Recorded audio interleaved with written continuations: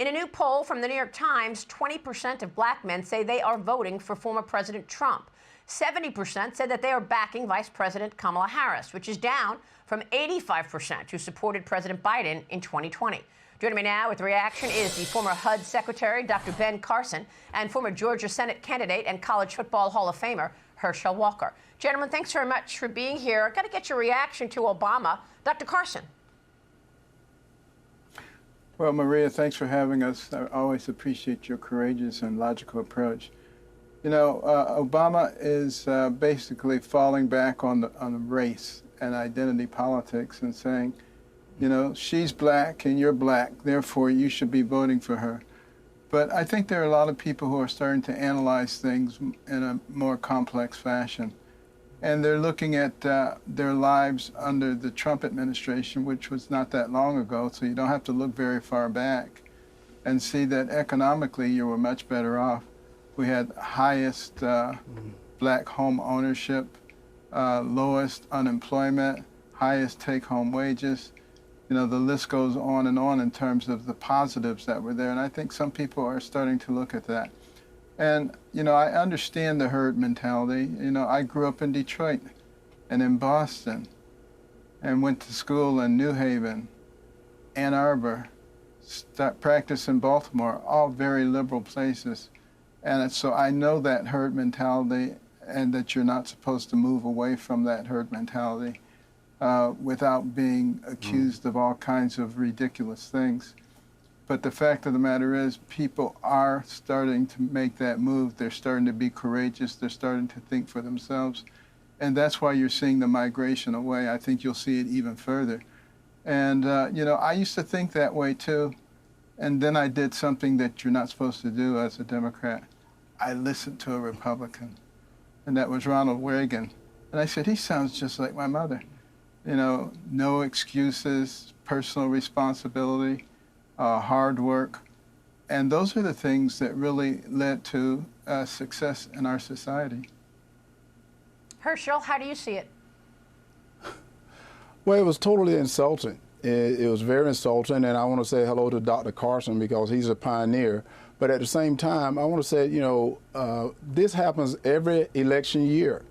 People of color becomes important, and then they start offering you everything, but yet you see where you're at when the election is over. They forget about you. They forget about you. And I want to say right now, you know, I've known President Trump since '84, and you know what he says he does. You remember opportunity zones. You remember that he was trying to do things for the historically black colleges. So he was thinking about sustainability. And that's something that Kamala Harris is not even thinking about. You know, we want sustainability, not for you to give us trinkets. They just want to give you trinkets just for you to get a vote. And that's the problem that we have. And that's what I want everyone out there to know, whether you're of color, is that people of color want the same as everyone else. They want the energy prices to be down. They want the food prices to be down. They don't want you to give them trinkets. They want you to give them sustainability. And that's what President Obama didn't talk about. He just talked about scolding you. Like he's upset because you can think for yourself. And thank you, Dr. Carson, for saying that you saw a Republican and you saw that, wait a minute, she sounds just like my parents. They want me to have an education. They want me to go out and do something that, get a job. Did they talk about giving a person of color a job? Did they talk about giving him education? No. Well, it's a great point because speaking of trinkets, Dr. Carson, Kamala did come out with what she's calling a plan for black men. And she says she's going to give you up to $20,000 in a forgivable loan. So here's up to $20,000. Make sure you vote for me.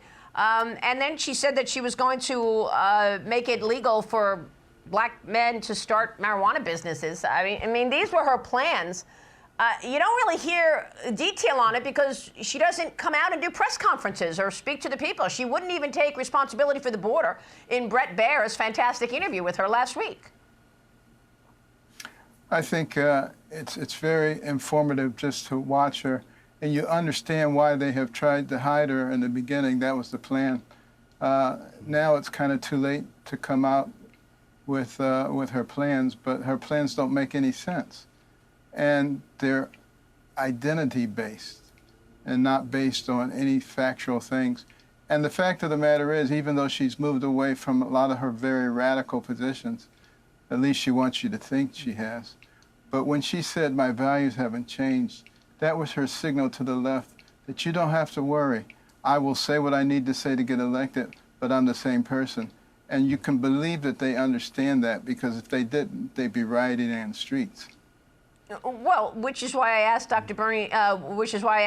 Senator Bernie Sanders, if in fact he would be insulted or betrayed if in fact she did now flip-flop and keep the flip-flop in terms of going forward with fracking. And I know, Herschel, you wanted to react to Bernie Sanders.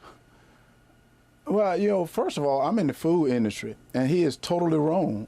We're not out there gouging our prices. I'm just trying to make it. I've been in it for 25 years, and I don't think he ever ran a business. And Maria, I want you to know, I was in Athens, Georgia, when Lincoln Riley was killed. It devastated not only that family, but that campus.